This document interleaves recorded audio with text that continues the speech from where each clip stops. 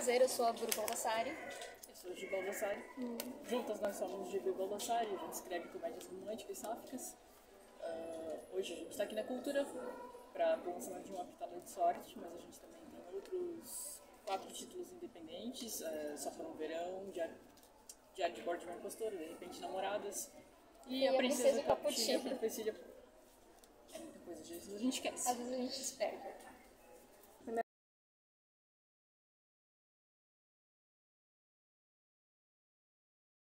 Uma Pitada de Sorte foi um livro que a gente escreveu assim, que ele veio pra gente como uma história fechada. A gente chegou a pensar na possibilidade de escrever a mesma história pelo ponto de vista da outra personagem, da Julieta, mas a gente acabou achando que seria um pouco repetitivo e que, né, a história já foi contada de certa forma. Então não, por hora a gente não pensa nisso, mas a gente não descarta, porque Só por um Verão era uma história que era pra ser única também e acabou tendo a continuação, De Repente Namoradas. Mas assim, só se vier uma ideia muito boa, que a gente achar que combina bem, que vai ficar boa pra história, mas a princípio... E como agora ele tá na editora, né, então a gente precisaria também que a NASC quisesse e concordasse. Então, já não depende mais só da nossa vontade também, né?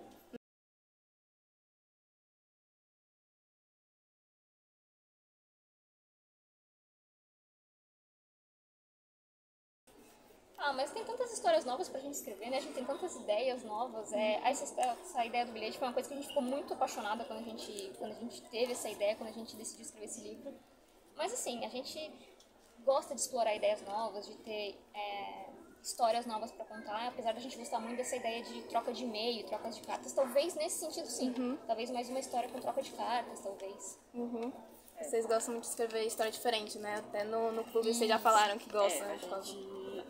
O único spin-off que a gente fez foi o de Repente Namorados, né? O spin-off de Só por um Verão. Mas até então a gente tinha uma certa resistência em fazer continuações, porque a nossa prioridade sempre foi escrever histórias inéditas e universos novos, né? Mas assim, foi uma boa experiência com o DRM, então tipo, a gente não descarta, né? Como a Bruna disse, pode ser. Nunca, né? Talvez venha uma continuação de Uma Pitada de Sorte. Não tá descartado, sabe?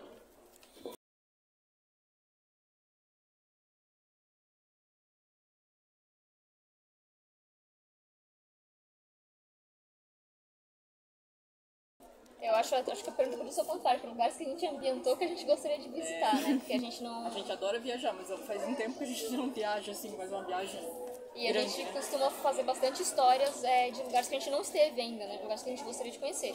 Mas a gente está escrevendo uma história que se passa numa cidade no Canadá que a gente morou, que se chama Halifax.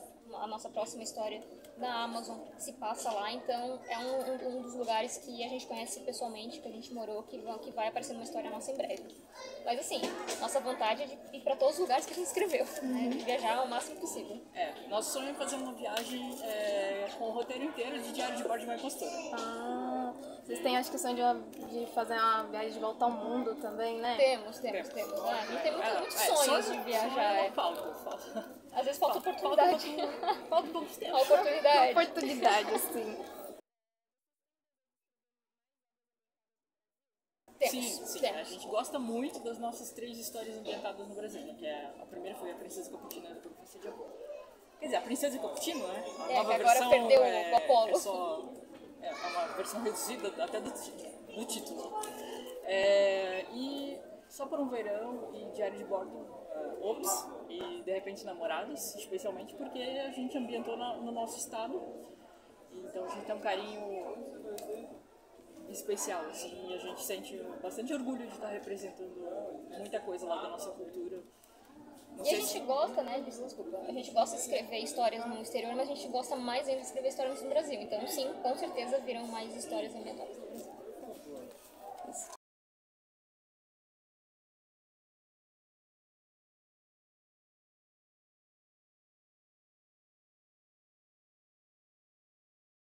Primeiro, a gente se sente muito feliz porque a gente não é diferente das outras autoras e autores LGBTs, né? A gente também começou a escrever por vontade de se ver representada e por essa falta de representação que a gente sempre teve, né? A gente vê agora, graças a Deus, um boom muito grande em lançamentos não só sáficos como LGBT, mas assim, há 5 anos atrás a gente não tinha nada disso. Era muito difícil entrar numa livraria essa aqui e encontrar títulos que nos representassem. Né? Então, realmente, o momento agora é muito bom. É um momento onde a gente encontra diversidade de histórias, não só de saída de armário. Né? A gente tem sáficas em todas as situações e a nossa proposta era a comédia romântica, que era uma coisa que a gente não tinha, né? E hoje em dia já tem muito. Então, pra gente é uma felicidade, uma vitória. A gente sonha muito em ver isso se expandindo também para o audiovisual. Né? E continuando a pergunta ali, eu acho que o que tem para crescer é isso, é expandir para além da literatura, é ser uma literatura mais diversa, né, ter mais tipos de representatividade, sáficas, LGBT em geral, né, ter mais representatividade LGBT e ver assim, talvez mais na livraria, né, a gente vê muito no mercado independente, tem muitos livros na Amazon e talvez não tantos ainda na livraria, então acho que o que tem para crescer ainda é no mercado tradicional e dali expandir para o audiovisual, como a gente falou, e crescer para outras mídias. Né? Tem ainda bastante caminho a trilhar, eu acho. Assim, é um sonho nosso estar no audiovisual um dia também, mas assim, eu me refiro ao LGBT em geral, né? As séries, né, que a gente até vê surgindo, mas logo vem os cancelamentos, então são coisas que ainda incomodam bastante a gente.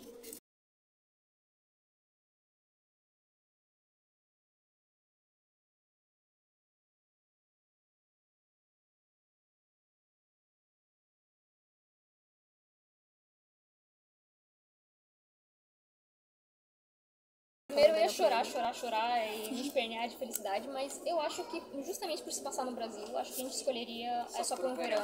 Eu acho que é uma história, uma ambientação brasileira, não fala, além da representatividade LGBT, tem a questão da família, tem a questão de adoção, são temas que a gente acha importantes, então esse, com certeza, Só por um Verão, com certeza. Até porque viria de repente, talvez, Namoradas né, depois, uma continuação depois. Ah, já estão pensando na continuação já, o esquema de pirâmide. Esquema de pirâmide. Isso.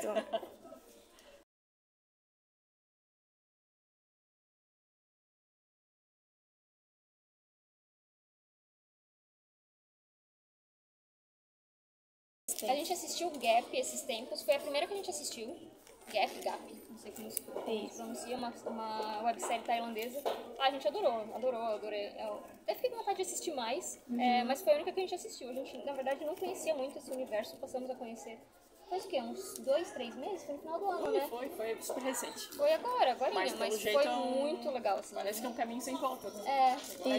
Parece que é meio viciante, assim. Isso, o Gap foi a primeira série de longa duração de GL, então depois agora a gente tá tendo mais, mas ela realmente foi a primeira em série, né, questão de série de longa duração, foi a primeira, já teve filme.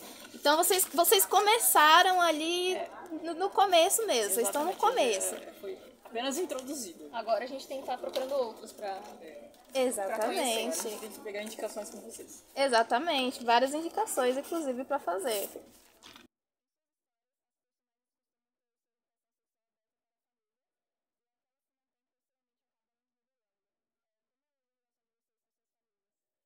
Graças a Deus é muito boa, né? É uma relação, tanto na família da Gi quanto na minha. Não foi fácil desde o começo, né? Nunca é, mas já faz vários anos, né, que a gente saiu do armário com nossas famílias e minha mãe tá aqui hoje no evento, a mãe da Gi só não tá porque teve um imprevisto, mas nossa família sempre apoiou a gente. Foi tranquilo, né? Apesar, eu acho que a gente tinha mais medo de sair do armário para eles do que eles tiveram assim, uma reação. Então, no meu caso demorou um pouco mais. Acho que não teu nem tanto. No meu foi mas logo. quando aconteceu foi tranquilo, assim. E como já faz um certo tempo, a gente não é esse tipo de história que a gente costuma contar, né? A gente parte mais sempre para personagens um pouco mais adultos que já passaram dessa fase. A gente pensa, né, que, não sei, acho que em poucos anos isso mudou muito. Então, por exemplo, a gente saiu do armário há uns 15 anos, né? E era uma experiência muito diferente, então a gente acha que pra falar de uma saída do armário hoje em dia, a gente ou teria que o personagem voltar no tempo pra ser mais ou menos como era na nossa época, ou assim, conversar com muitas pessoas que estão passando por esse processo agora, porque eu acho que mudou muito. Em algumas partes melhorou muito, em outras eu acho até que piorou, né? As coisas mudam muito, mas foi tranquilo, eu acho que nossas famílias Mas o medo existe sempre, né? Mesmo quando você sabe que seus pais são tranquilos, são de boas, o medo sempre tá ali, é normal, eu acho. E é um processo que para cada um tem um tempo e que tem que respeitar esse tempo, porque não é fácil, né? Não é fácil, mas a gente gosta de saber de histórias de famílias que aceitaram e de contar essas histórias, porque existe, né? Às vezes a gente vê tanto histórias ruins, né? De relatos, de experiências ruins, que a gente gosta de contar quando uma experiência que deu certo. Eu li a Princesa e o Cappuccino e aí lá passa por essa situação, né, de que os pais no começo não aceitam e aí depois no final, assim, a gente já vê que eles, né, uma frequenta a casa da outra, né, elas estão se mudando, então por isso a da pergunta, assim, foi bem interessante de ver essa construção daqui da história.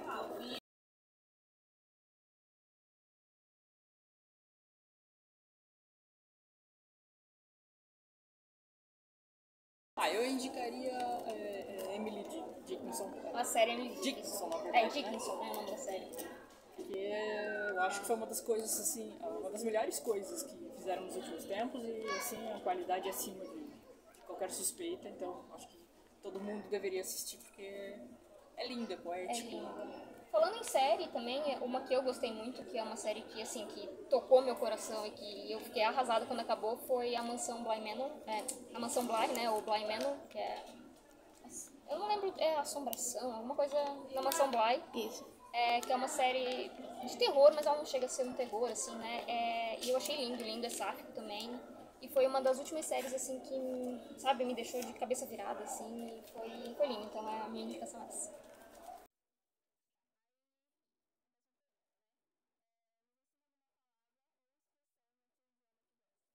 Bom, uma expressão bem usada em Uma Pitada de Sorte, que é uma expressão argentina, é boludo. Boludo é um termo meio pejorativo pra dizer, assim, uma pessoa meio cabeçuda e tal.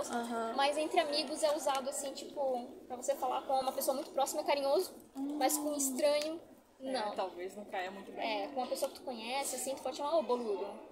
E com uma pessoa que você não conhece, daí é tipo meio agressivo, sabe? Daí tu tá meio que chamando briga. Então é um termo que os personagens usam bastante na história. Então, se for uma pessoa próxima, você pode chegar e falar, ei, boludo, mas tipo, se não ô, seu for... imbecil, sabe? Tipo, uma pessoa próxima... Geralmente quando a pessoa meio pisa na carinhoso. bola, assim, faz alguma besteira.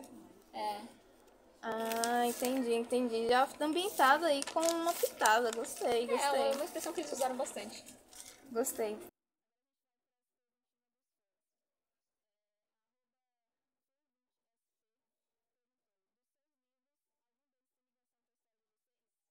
Não. É uma pergunta que nunca fizeram pra gente, mas não, a gente costuma usar inspirações da nossa vida, mas não nossas, assim, né? Não é algo, não passando pela nossa experiência, mas nossas vivências, assim, tipo, coisas que a gente vê, coisas que a gente viu acontecendo com pessoas próximas. Acaba entrando de alguma forma, né? Mas não é a nossa história contada ali. Então, sim e não, eu diria. Um pouco de inspiração, mas não é a nossa história contada em nenhum desses livros. Principalmente a nossa história de como a gente se conheceu, por não, exemplo. essa a gente nunca contou, por exemplo.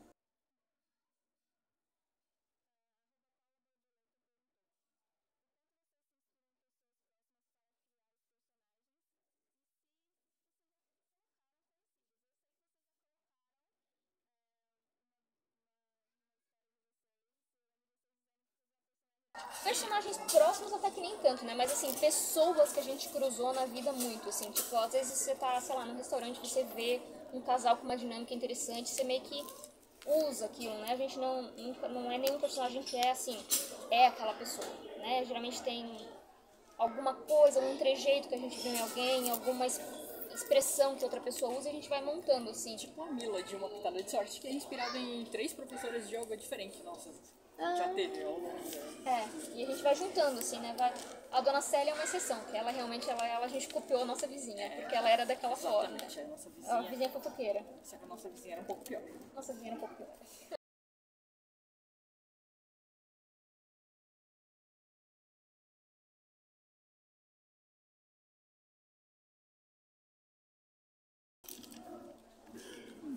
A gente se reúne, né? É a primeira vez que faço essa pergunta pra gente. A gente tem uma escrita meio caótica, assim, né? A gente meio que vai, assim. Eu diria que a gente não é assim, não tem um roteiro pronto, né? A gente não é muito organizado, digamos assim. A gente, No sentido de a coisa que a gente ter faz que com seguir certeza passo a passo, né? é se reunir e fazer uma escaleta, assim, a gente decide juntas pra onde a história vai seguir, né? Isso a gente faz com certeza sempre. Mas só, assim, de ritual, superstição, essas coisas até que não, a gente decide escrever e escreve. Sempre escreve.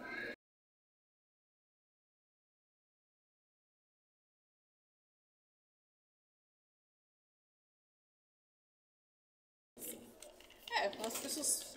Essa já é uma pergunta que fazem bastante pra gente. A gente se rola algum desentendimento, né? E é muito incomum, assim, a gente divergir de alguma ideia. Porque primeiro que a gente pensa muito parecido, e segundo que a gente, antes de começar qualquer história, a gente deixa muito bem delineado, assim, que rumos que a gente quer dar pra ela e tal. Então, é raro, é bem raro a gente. É bem raro a gente divergir. Na verdade, o nosso processo criativo talvez seja um pouco mais diferente, assim, né? Mas daí a gente acaba, cada uma imagina alguma coisa e depois conta pra outra. Mas a gente conversa muito o tempo todo, então acaba que o processo vira uma coisa só, sabe? Não é o processo dela e o meu.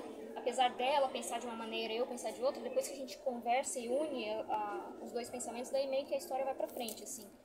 Mas não, é muito difícil a gente divergir, é muito difícil mesmo.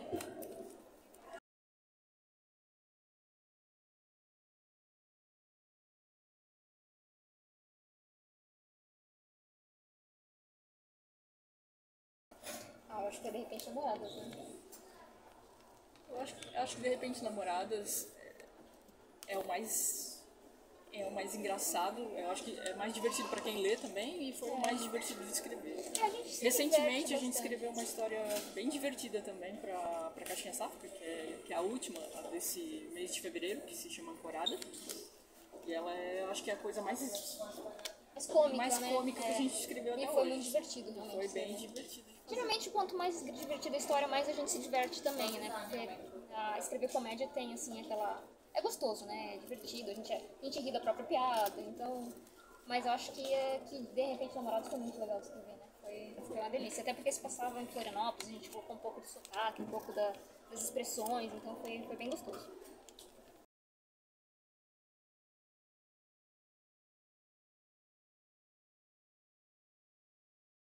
A obra é mais difícil, né? Isso.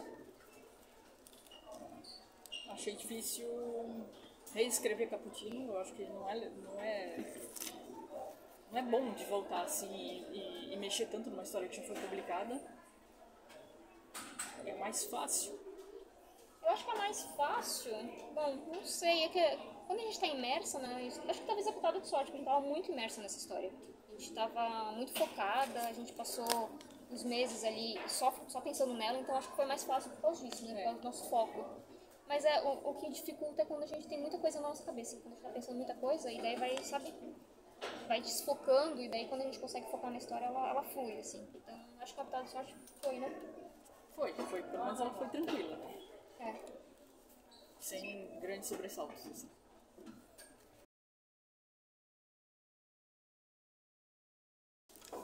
Tudo, né? Acho que acho que a gente podia falar de Uma Pitada de Sorte, que é o que a gente está lançando aqui hoje. A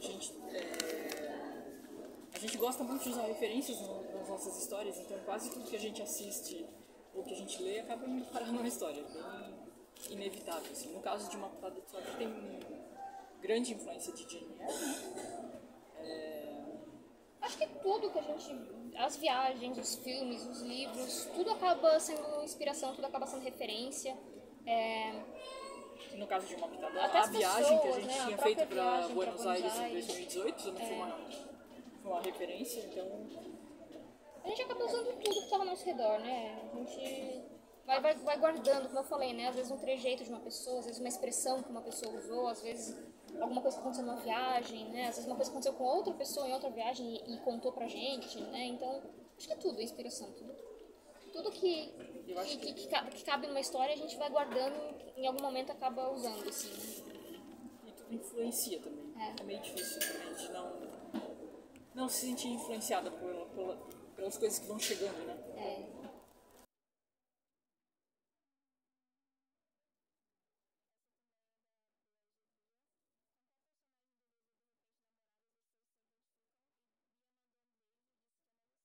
Beijo, Bia. Gente, eu não sei se a gente se identifica com algum personagem, né? Do De Repente Namorados? Eu acho que é o que tem personagens mais diferentes da gente, mais longe da nossa personalidade. Puxa vida. Olha. Eu não me identifico com a Helena, não me identifico com a Mila. Olha, eu acho que eu me identifico com o Guga, com o gato. Interessante é essa história que a gente assim, mais diferente da nossa personalidade possível, mas eu acho que talvez assim alguma coisa de todos eles, assim, né? Todos eles acabam tendo uma coisinha ou outra nossa, mas assim é muito distante pra gente dizer que tem alguma coisa a ver, sabe? Eu acho que não. Eu acho até que a coisa mais próxima de mim, das nossas histórias, talvez a Julieta. De mim talvez a Laura, né? Mas assim, a gente não se identificar DRN realmente com ninguém. DRN é mais difícil.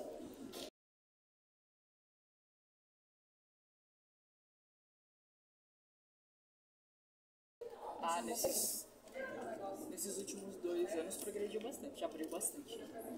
A gente vê chegar muita obra gringa, mas está abrindo também para mercado nacional, os autores nacionais. Então, em termos de literatura, tem uma evolução, assim, ela é bem gritante. O que a gente sente falta ainda realmente é um pouco mais no audiovisual. E eu acho que está em expansão, né? Eu acho que nos últimos 2 anos vem crescendo e vai continuar crescendo por um tempo ainda. Então a gente vê com olhos otimistas, eu acho, com otimismo. Assim. E eu acho que esse boom na literatura, eu acredito que daqui a pouco ele vai refletir nos filmes, nas séries também. Então, eu estou bem otimista, assim, pro que vem pela frente. Eu lembro de ler a Ju Domingues falando, por exemplo, que no passado ela mandava a história dela e aí ninguém queria postar numa história sáfica de fantasia, né? E aí hoje em dia ela já tá aí com 2 livros em especial. Lançando o terceiro, né? Daqui a pouco, não sei se já tá lançando ou se tá indo para lançamento, mas tá vindo aí também o terceiro livro dela. Isso, então é muito bom ver, né, como se expandiu e como continua. Continue, né? Exatamente. E gêneros dentro não são só livros sáficos. Fantasia, mistério, romance, erótico, tudo, né? Comédia romântica, que cresça para todos os gêneros.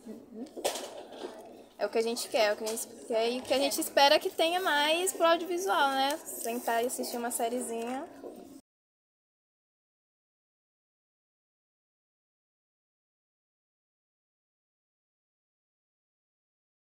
Querendo começar a escrever. O conselho básico, eu acho que todo autor já escutou, mas é sempre bom escutar, é ler muito, né? Ler muito e não só livro sáfico, né? Se você está escrevendo comédia sáfica, mas ler de tudo, ler clássico, ler contemporâneo, ler ficção, ler não ficção.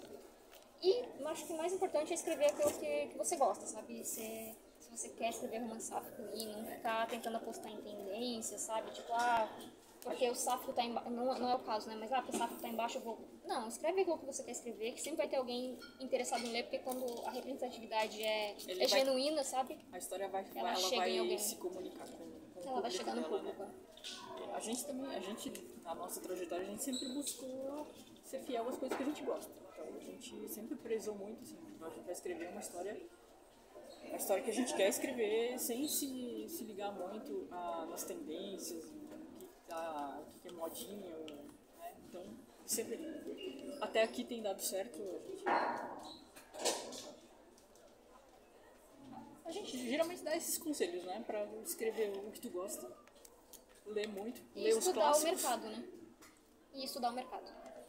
Estudar o mercado é fundamental. Se alguém quer seguir carreira mesmo, e chegar na editora, tem que entender toda a mecânica por trás também, porque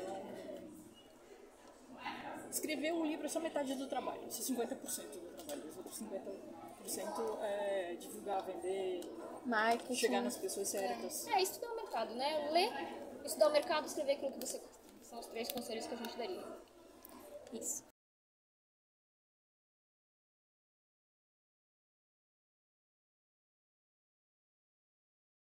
Acho que é o mesmo conselho, né? Vale ler muito, ler de tudo, estudar o mercado e escrever aquilo que você gosta. Se é a história que você quer, você acha que ninguém mais vai querer ler, vai querer ler. Alguém vai querer ler sempre, porque sempre vai ter alguém que vai se identificar com aquilo que você tem para dizer. Então, seja autêntico e escreva o que você quer e vai fundo. E boa sorte.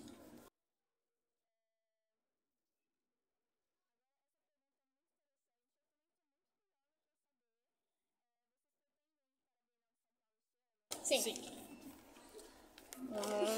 Então nos veremos lá, provavelmente, novamente. A gente não sabe ainda direito quais os dias, mas a gente com certeza vai. E assim que a gente tiver certeza dos dias, a gente vai avisar nas nossas redes. Mas pelo menos uns 3 dias, com certeza. Pelo menos uns 3 dias, com certeza. E estaremos com o stand. A NASA vai estar com o stand e a gente vai estar lá no stand da NASA, provavelmente. Se quiser conhecer a gente, conversar, é só aparecer lá. A gente vai colocar todos os dias certinho no nosso Instagram, com datas, onde a gente vai estar. E assim, também sempre nos nossos stories, quando a gente estiver na Bienal, dizendo onde a gente vai estar. A gente queria agradecer muito o convite de ter participado, o convite das meninas do Girl Off para participar dessa entrevista. A gente está começando a estudar mais sobre o GL e aprendendo um pouco mais sobre as webséries e séries asiáticas, então muito provavelmente a gente vai estar mais frequentemente ali comentando nas postagens. Muito obrigada por receber a gente, muito obrigada pelas perguntas, a gente adorou passar esses minutinhos com vocês. E é isso. A gente adorou a entrevista e também achamos as perguntas bem originais. Tinha muita coisa que nunca tinham perguntado pra gente, então obrigado a todo mundo que participou. A gente agradece também por terem aceitado o convite. É a primeira vez que a gente está conhecendo vocês, mas com certeza terão outras vezes. Talvez a gente se veja aí na Bienal e a gente converse novamente. Claro.